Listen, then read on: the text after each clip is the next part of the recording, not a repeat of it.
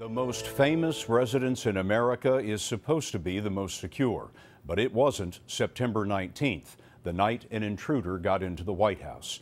We learned today that the breach was more dangerous than the Secret Service acknowledged. The Iraq War veteran, who was carrying a knife, made it more than 130 feet inside to one of the most famous rooms in the house. He allegedly told an agent that the atmosphere was collapsing and he needed to tell the president. Senior White House correspondent Bill Plante has details.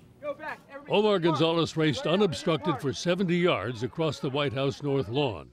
He brushed by a Secret Service officer who had a drawn gun and entered the mansion. Sources tell CBS News that he ran through the entrance hall to the cross hall, past the staircase leading up to the first family's residence. He was confronted by a female Secret Service agent and overpowered her.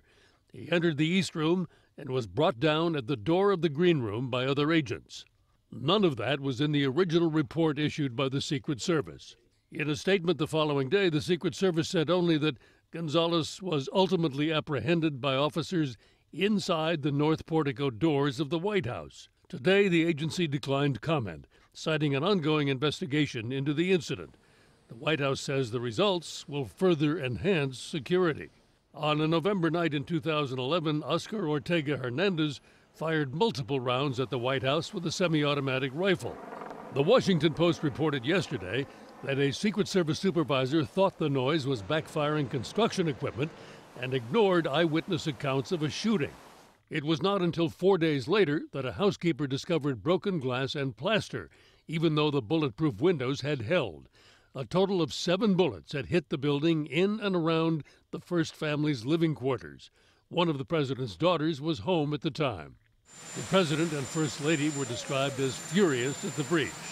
Utah Congressman Jason Chaffetz has been pushing to reform the security agency. One Secret Service agent that I talked to said, "We just keep getting lucky." Well, we can't rely on luck. We have great men and women, but leadership and protocol, I got serious questions about that. Now, the president and first lady were not in the White House during either of these incidents. Scott, the committee which oversees the Secret Service, will question Director Julia Pearson tomorrow about the security lapses. Senior White House correspondent Bill Plante at the White House for us tonight. Bill, thanks very much.